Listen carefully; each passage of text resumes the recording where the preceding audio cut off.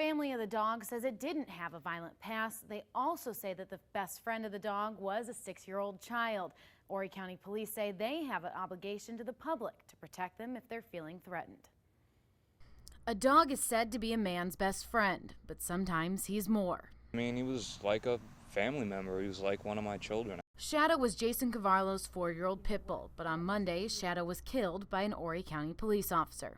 I was mortified. I haven't slept in days. According to a police report, an officer responded to a vicious animal call next door to where Shadow was staying. The neighbor was concerned about the safety of himself and his grandkids, and because of a possible hole in the fence that the dog could get through.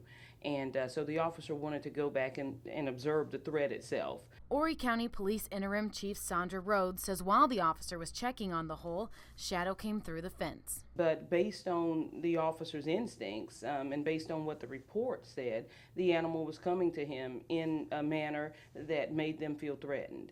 And so the officers, unfortunately, in a matter of seconds, you don't have time to determine whether or not this animal is coming to play with you. But Cavarlo says Shadow going after anyone is hard for him to believe. And you can't fathom that he would have tried to bite somebody? No, not at all. Maybe lick him to death, that's about it.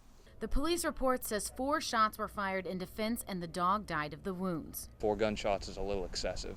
Is 4 shots too many? I don't believe that 4 shots are excessive. I think that most of the time when people lose an animal, 1 shot would be considered excessive to them. The owners of the dog do plan to file a complaint with Horry County Police. Chief Rhodes says she welcomes the opportunity to sit down with them and evaluate what happened.